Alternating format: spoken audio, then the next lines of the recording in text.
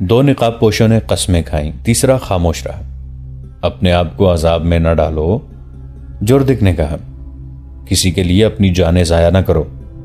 میں تمہیں کوئی سزا نہیں دوں گا، فوراً آزاد کر دوں گا۔ نقاب پوشوں نے پھر پسو پیش کی۔ ان کے نقاب اتارو، جوردک نے اپنے محافظوں سے کہا، ان سے تلواریں بھی لے لو۔ دو نقاب پوشوں نے نیاموں سے تلواریں نکال لیں اور پھرتی سے پیچھے ہٹ گئے۔ تیسرا نقاب پوش ان دونوں کے پیچھے ہو گیا۔ اس کے پاس تلوار نہیں تھی۔ جوردک نے قہقہا لگا کر کہا، کیا تم اتنے سارے محافظوں کا مقابلہ کر سکتے ہو جبکہ تمہارے تیسرے ساتھی کے پاس تلوار ہی نہیں ہے؟ میں تمہیں ایک اور موقع دیتا ہوں۔ میں نے ابھی اپنے محافظوں کو حکم نہیں دیا کہ وہ تمہاری بوٹیاں کر دیں۔ محافظوں نے ان کے گرد گھیرا ڈال لیا تھا۔ اور میں تمہیں آخری بار کہتا ہوں کہ ہم میں سے کسی نے تیر نہیں چلائے، ایک نقاب پوش نے کہا۔ محافظوں کا کمانڈر ان تینوں کے پیچھے کھڑا تھا۔ اسے جانے کس پر شک ہوا، اسے جانے کس طرح شک ہوا۔ اس نے اس تیسرے نقاب پوش جس کے پاس تلوار نہیں تھی، اس کا چوغا اوپر سے کھینچا تو اس کے سر کا حصہ پیچھے کو ہو گیا۔ اس نے اس کا نقاب بھی نوچ لیا اور جب چہرہ بے نقاب ہوا تو سب یہ دیکھ کر حیران رہ گئے کہ وہ ایک خوبصورت لڑکی تھی۔ جوردک نے کہا کہ اسے اس کے پاس لایا جائے۔ دونوں نقاب پوشوں نے حیران کن پھرتی سے پیچھے کو مڑ کر لڑکی کو پکڑنے والے محافظ کے سینے پر تلواریں رکھ دیں۔ ایک نے للکار کر کہا، جب تک ہمیں پوری بات نہیں بتاؤ گے اور ہماری بات نہیں سنو گے، اس لڑکی کو ہاتھ نہیں لگا سکو گے۔ ہم جانتے ہیں ہمیں تمہارے ہاتھوں مرنا ہے، مگر ہم ان سے آدھے محافظوں کو مار کر مریں گے۔ تمہیں یہ لڑکی زندہ نہیں مل سکتی۔ جوردک ایک ٹھنڈے مزاج کا آدمی معلوم ہوتا تھا۔ اس نے محافظوں کو پیچھے ہٹا دیا اور نقاب پوشوں سے کہا، تم مجھ سے اور کیا بات سننا چاہتے ہو؟ بات اتنی سی ہے کہ تم کرائے کے قاتل ہو اور یہ لڑکی تمہیں انعام کے طور پر ملی ہے۔ دونوں باتیں غلط ہیں، ایک نقاب پوش نے کہا۔ ایک صلیبی حاکم اور ایک جاسوس صلیبی لڑکی کو قتل کرنا گناہ نہیں۔ یہ ہماری بدقسمتی ہے کہ ہم فرار میں پکڑے گئے ہیں، لیکن ہم خوش ہیں کہ ہم نے اپنا فرض ادا کر دیا ہے۔ یہ لڑکی مسلمان ہے، مظلوم ہے۔ اسے ہم صلیبیوں کے پنجے سے چھڑا کر لا رہے ہیں اور دمشق لے جا رہے ہیں۔ کیا ونڈسر اور صلیبی لڑکی کو تم لوگوں نے قتل کیا ہے؟ جوردک نے پوچھا۔ ہاں، ایک نقاب پوش نے جواب دیا، ہم نے ان دونوں کو قتل کیا ہے۔ اور کیا تم نے ہم پر اس لیے تیر چلائے ہیں کہ ہم سلطان ایوبی کے دشمن ہیں؟ جوردک نے پوچھا۔ ہم اچھی طرح جانتے ہیں کہ تمہارا نام جوردک ہے اور تم حماد کے قلعے دار ہو، نقاب پوش نے کہا، اور ہم یہ بھی جانتے ہیں کہ تم سلطان ایوبی کے دشمن ہو، لیکن تمہیں قتل کرنے کی کوئی ضرورت نہیں۔ اللہ ہمارے ساتھ ہے، اس کی مدد سے ہم بہت جلد تم سے ہتھیار ڈلوا کر تمہاری فوج سمیت اپنا قیدی بنا لیں گے۔ سلطان صلاح الدین ایوبی حسن بن صبا اور شیخ سنان نہیں، وہ للکار کر وار کرتا ہے، چوروں کی طرح قتل نہیں کرایا کرتا۔ ونڈسر اور لڑکی کا قتل ہمارا ذاتی فعل تھا، حالات کا تقاضا تھا کہ وہ قتل کیا جائیں، ہم نے قتل کا ارتکاب کیا۔ یہ سلطان ایوبی کا حکم اور منشا نہیں تھا۔ اس نے جوردک کے گھوڑے کی طرف دیکھا جو کچھ دور مرا پڑا تھا۔ دو تیر اس کی پیشانی میں اور دو پہلو میں اترے ہوئے تھے۔ نقاب پوش نے کہا، گھوڑے پر سوار ہو جاؤ، ہم دونوں میں سے کسی کو تیر کمان گھوڑے پر سوار ہو جاؤ، ہم دونوں میں سے کسی کو تیر کمان دو۔ تم گھوڑا دوڑاؤ، جس طرف بھی دوڑا سکتے ہو دوڑاؤ، دائیں بائیں ہوتے جاؤ، ہم دونوں میں سے کوئی ایک گھوڑے پر سوار ہو کر تمہاری طرف تیر چلائے گا۔ اگر پہلا تیر خطا جائے تو تیر انداز کی گردن اڑا دینا۔ یہ تیر ہمارے چلائے ہوئے نہیں تھے جو تمہاری بجائے تمہارے گھوڑے کو لگے۔ تم معمولی سپاہی نہیں لگے، جوردک نے کہا۔ کیا تم سلطان صلاح الدین ایوبی کی فوج کے آدمی ہو؟ اور تم کون ہو؟ نقاب پوش نے کہا۔ کیا تم صلاح الدین ایوبی کی فوج کے آدمی نہیں ہو؟ کیا تم اسلام کے سپاہی نہیں ہو؟ تم اپنی اصلیت بھول گئے ہو، قلعہ داری کے عہدے نے تمہارا دماغ خراب کر دیا ہے۔ تم نے اس سے زیادہ رتبہ حاصل کرنے کے لیے کافروں سے دوستانہ گانٹ لیا ہے۔ تم درخت سے ٹوٹی ہوئی ٹہنی ہو جس کی قیمت میں سوکھ کر تنکا تنکا ہو جانا لکھ دیا گیا ہے۔ دوسرے نقاب پوش نے کہا، تم اتنے اہم انسان نہیں ہو کہ سلطان ایوبی تمہارے قتل کی ضرورت محسوس کرے۔ تم اپنے کیے کی سزا بھگتنے کے لیے زندہ رہو گے۔ تم مرو گے تو صلیبیوں کے ہاتھوں مرو گے۔ تم حلب میں شراب پینے اور عیش کرنے گئے تھے، پہلے نقاب پوش نے کہا۔ تم اس لڑکی کے ناچ سے لطف اندوز ہونے گئے تھے۔ میں مسلمان لڑکی ہوں، لڑکی بولی، مجھے صلیبیوں کی محفلوں میں نچایا گیا اور وہ میرے جسم کے ساتھ کھیلتے رہے۔ ذرا سی دیر کے لیے تصور کرو کہ میں تمہاری بیٹی ہوں۔ میں نے وہاں کے مسلمانوں کی بیٹیوں کو ننگا ناچتے دیکھا ہے۔ تم اتنے بے غیرت ہو گئے ہو کہ اپنی بیٹیوں کی آبرو ریزی بھی تم میں غیرت بیدار نہیں کر سکتی۔ میں صلیبیوں میں 7-8 سال گزار کر آئی ہوں۔ میں نے ان صلیبی حاکموں کے ساتھ بھی وقت گزارا ہے جنہیں تم اپنا دوست بنا کر یہاں بلا رہے ہو۔ میں نے ان کی باتیں سنی ہیں۔ وہ دوستی کا فریب دے کر مسلمانوں کو آپس میں لڑا رہے ہیں۔ جوردک پر خاموشی طاری ہو گئی تھی۔ اس کے محافظ حیران تھے کہ اتنا خودسر اور دلیر قلعےدار ان تینوں کی اتنی سخت باتیں برداشت کر رہا ہے۔ وہ گہری سوچ میں کھو گیا تھا۔ اسے وہ جھڑپ یاد آ رہی تھی جو اس نے ریمانڈ کے فوجی نمائندے سے اس مسئلے پر کی تھی کہ حلب کے باشندوں کے گھروں کی تلاشی لی جائے گی۔ اسے یہ خیال آیا کہ اس پر تیر چلانے والے صلیبیوں کے آدمی ہوں گے۔ اس نے نرم سے لہجے میں نقاب پوشوں سے کہا، میں تمہیں اپنے قلعے میں لے جانا چاہتا ہوں۔ قیدی بنا کر؟ نہیں، جوردک نے یہ کہہ کر سب کو حیران کر دیا۔ مہمان بنا کر؟ مجھ پر بھروسہ رکھو، اپنی تلواریں اپنے پاس رکھو۔ سب گھوڑوں پر سوار ہو گئے۔ جوردک کا گھوڑا مر چکا تھا۔ اس نے ایک محافظ کا گھوڑا لے لیا اور قافلہ چل پڑا۔ وہ چٹانی علاقے سے نکلنے والے تھے کہ سرپٹ دوڑتے گھوڑوں کے ٹاپو سنائی دیے۔ سب نے اپنے گھوڑوں کو ایڑیں لگائیں اور نظر آ گیا کہ 2 گھڑ سوار پوری رفتار سے حلب کی سمت بھاگے جا رہے تھے۔ ان کی کمانیں اور ترکش صاف نظر آ رہے تھے۔ وہ یقیناً یہاں سے بھاگے تھے۔ یہ ہو سکتے ہیں تمہارے قاتل، ایک نقاب پوش نے کہا اور گھوڑے کو ایڑ لگا دی۔ دوسرے نقاب پوش نے بھی گھوڑا دوڑا دیا۔ دونوں نے تلواریں نکال لیں۔ لڑکی وہیں رہی۔ تمام محافظوں نے گھوڑے تعاقب میں ڈال دیے۔ ان میں سب سے زیادہ تیز گھوڑے نقاب پوشوں کے تھے۔ آگے کچھ علاقہ ریت کی ڈھیریوں اور گھاٹیوں کا تھا۔ بھاگنے والے سواروں نے گھوڑے موڑے۔ نقاب پوش تجربہ کار سوار معلوم ہوتے تھے۔ انہوں نے گھوڑوں کا رخ موڑ کر فاصلہ کم کر لیا۔ بھاگنے والوں نے کندھوں سے کمانیں اتار لی اور ان میں ایک ایک تیر ڈال لیا۔ گھوڑوں کے رخ بدل کر انہوں نے تعاقب کرنے والوں پر تیر چلائے۔ تیر خطا گئے مگر تعاقب میں خطرہ پیدا ہو گیا۔ نقاب پوش پہنچ گئے۔ فاصلہ چند گز رہ گیا تو بھاگنے والوں نے تیر چلانے کی کوشش کی مگر نقاب پوشوں نے انہیں مہلت نہ دی۔ ایک نے بھاگنے والے گھوڑے کے پچھلے حصے میں تلوار دی۔ گھوڑا بے قابو ہو گیا۔ دوسرے نے دوسرے بھاگنے والے پر تلوار کا وار کیا تو اس کا ایک بازو صاف کاٹ دیا۔ دوسرے کا گھوڑا زخمی ہو کر بے لگام ہو گیا تھا۔ اسے محافظوں نے پکڑ لیا۔ انہیں جب جوردک کے سامنے لایا گیا تو اصل صورت واضح ہو گئی۔ نقاب پوشوں نے نقاب اتار دیے اور انہوں نے بتا دیا کہ وہ سلطان ایوبی کے جاسوس ہیں۔ ان میں ایک خلت تھا اور دوسرا اس کا ساتھی، اور جو بھاگتے ہوئے پکڑے گئے تھے وہ مسلمان ہی تھے لیکن جوردک کو قتل کرنے آئے تھے۔ ان میں سے جس کا بازو کٹ گیا تھا اسے بڑی بے رحمی سے کچھ دور پھینک دیا گیا۔ دوسرے سے کہا گیا کہ وہ زندہ واپس جانا چاہتا ہے تو بتا دے کہ اسے کس نے بھیجا تھا، ورنہ اس کا بھی بازو کاٹ کر یہیں پھینک دیا جائے گا۔ اس نے یہ بتایا کہ ان دونوں کو ریمانڈ کے فوجی نمائندے نے 2 مسلمان امراء کی موجودگی میں کہا تھا کہ فلاں دن اور فلاں وقت جوردک حلب سے روانہ ہو رہا ہے اور وہ فلاں وقت چٹانی علاقے سے گزرے گا۔ ان دونوں کو بے تحاشا انعام پیش کیا گیا تھا۔ انہیں جوردک کے قتل کی یہ ترکیب بتائی گئی تھی کہ چٹانی علاقے میں چھپ جائیں اور جوردک کو تیروں کا نشانہ بنا کر بھاگ آئیں۔ مقررہ وقت پر دونوں اس علاقے میں پہنچ گئے اور گزرنے والے راستے کو دیکھ کر ایک بلند چٹان پر چھپ گئے۔ بہت سے انتظار کے بعد جوردک آ گیا اور محافظ گھڑ سوار آگے تھے، ایک اس کے بائیں اور دوسرا دائیں، باقی پیچھے تھے۔ تیر اندازوں نے نشانے تو ٹھیک لیے تھے لیکن پہلو والا محافظ آگے آتا جا رہا تھا۔ جوردک اور قریب آیا تو تیر چلاتے وقت آگے والا محافظ آگے آ گیا۔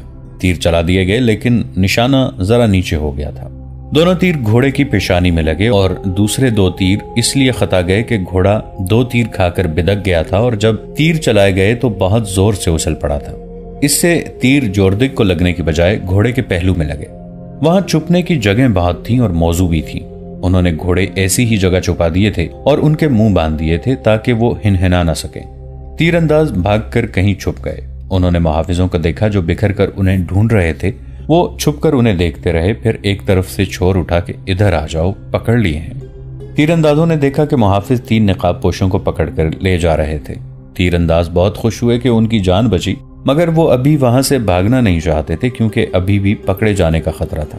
ایک محافظ ایک چٹان پر کھڑا رہا، اسے وہاں دیکھ بھال کے لیے کھڑا کیا گیا تھا۔ بہت دیر بعد اس محافظ کو وہاں سے بلایا گیا۔ دونوں تیر انداز اپنے گھوڑے کے پاس گئے، ان کے منہ کھولے اور سوار ہو کر فرار ہوئے۔ انہیں معلوم نہیں تھا کہ جوردک اپنے محافظوں کے ساتھ وہاں سے چل پڑا ہے۔ اس تیر انداز کو جوردک نے اپنے ساتھ لے لیا اور سب حماد کی سمت روانہ ہو گئے۔ دوسرا تیر انداز کٹے ہوئے بازو سے خون بہہ جانے کی وجہ سے تڑپ تڑپ کر مر چکا تھا۔ راستے میں خلت نے اسے ہیرا کے متعلق ساری بات سنائی اور یہ بھی سنا دیا کہ اس نے ونڈسر کو کس طرح قتل کیا تھا۔ جوردک کے لیے حیران کن یہ تھا کہ وہ حلب سے نکل کر کس طرف جائے۔ خلت نے اس کو بتا دیا تھا کہ وہاں ان کا ایک کمانڈر بھی تھا جس کا نام اور حلیہ نہیں بتایا جا سکتا تھا۔ اس نے یہ طریقہ اختیار کیا کہ کپڑے وغیرہ لپیٹ کر نوزائیدہ بچے کے قد بت کی شکل بنا دی اور اس پر کفن چڑھا دیا۔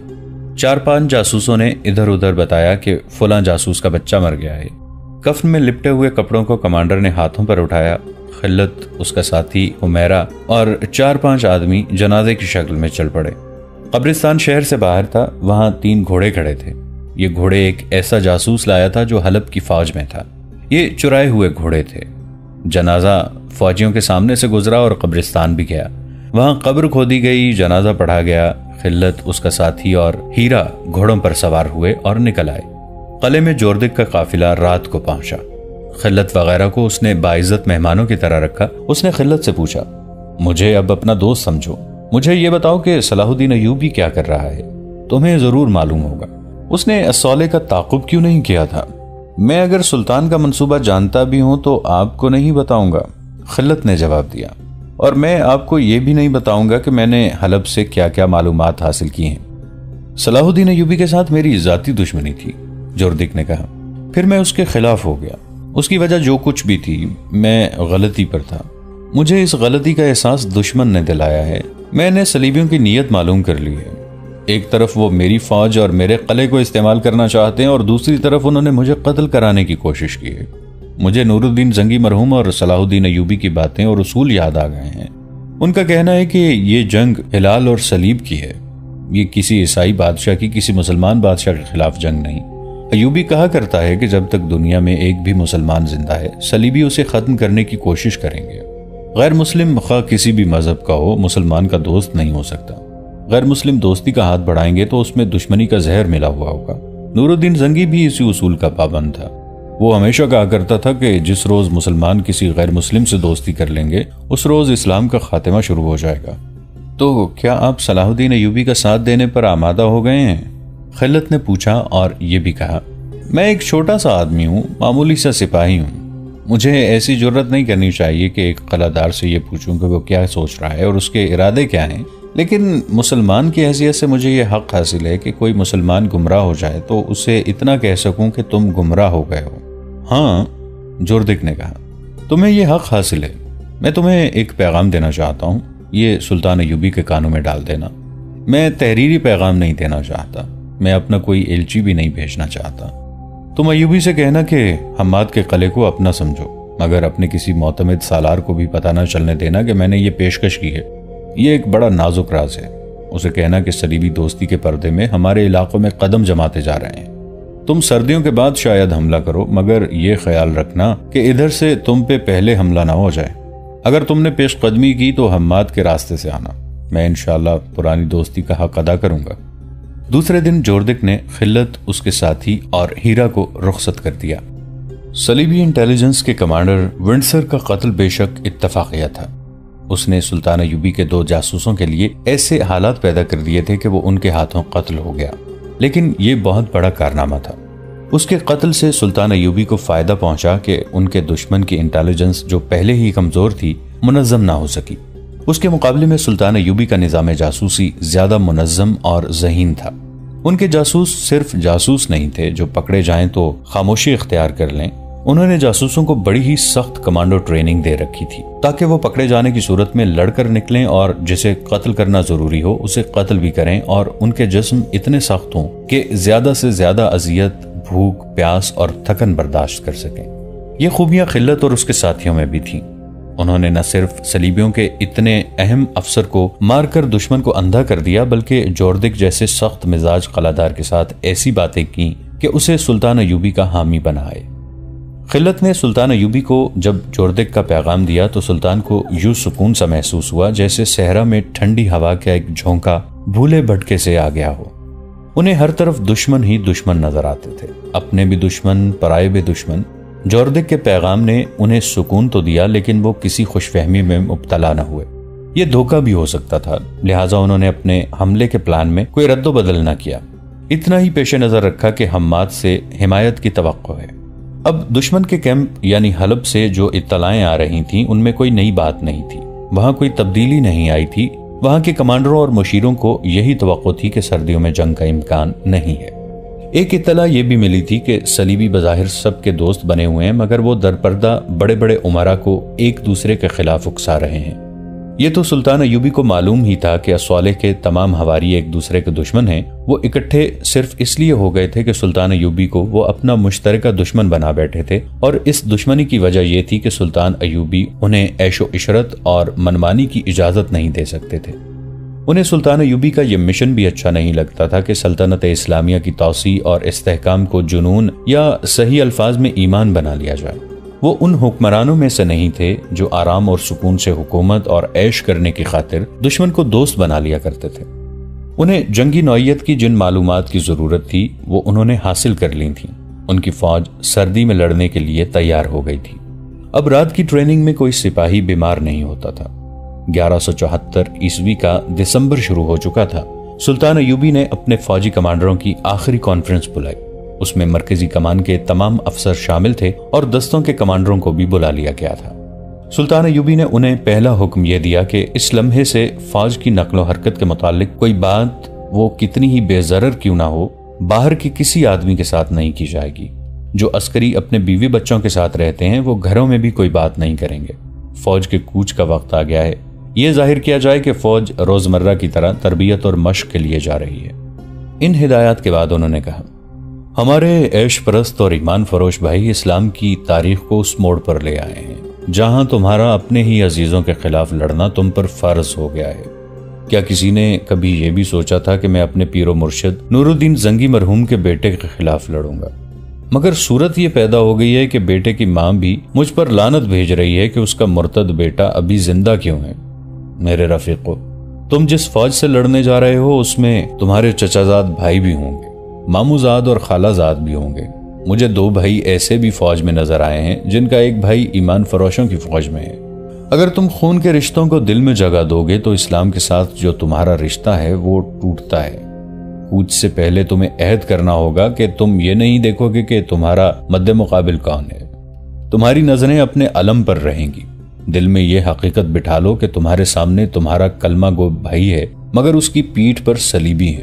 میں اس بھائی کو بھائی نہیں سمجھتا جو اپنے مذہب کے دشمن کو دوست سمجھتا ہے۔ ایک وقائے نگار کی تحریر سے پتہ چلتا ہے کہ اس لیکچر کے دوران صلاح الدین ایوبی کی آواز بھر آئی۔ انہوں نے خاموش ہو کر سر جھکا لیا۔ یہ دیکھنا کسی کے لیے مشکل نہ تھا کہ ان کی آنکھوں میں آنسو آ گئے تھے۔ وہ کچھ دیر سر جھکا کر خاموش بیٹھے رہے۔ کانفرنس کے شرکا پر سکوت طاری ہو گیا۔ سلطان ایوبی نے سر اٹھایا اور دونوں ہاتھ دعا کے لیے اٹھائے اور آسمان کی طرف منہ کر کے گڑ گڑائے۔ خدائے عز و جل، میں تیرے نام کی خاطر، تیرے رسول صلی اللہ علیہ وآلہ وسلم کی ناموس کی خاطر اپنے بھائیوں کے خلاف تلوار اٹھا رہا ہوں۔ اگر یہ گناہ ہے تو مجھے بخش دینا میرا خدا۔ مجھے تیری رہنمائی کی ضرورت ہے۔ مجھے اشارہ دو، میں گمراہ ہوں، گنہگار ہوں۔ انہوں نے سر پھر جھکا لیا اور جانے انہیں اپنی ذات سے کوئی اشارہ ملا یا خدا نے انہیں کوئی اشارہ دیا، انہوں نے گرجدار آواز میں کہا، ہمیں قبلہ اول کو آزاد کرانا ہے۔ تمہیں بیت المقدس پکار رہا ہے۔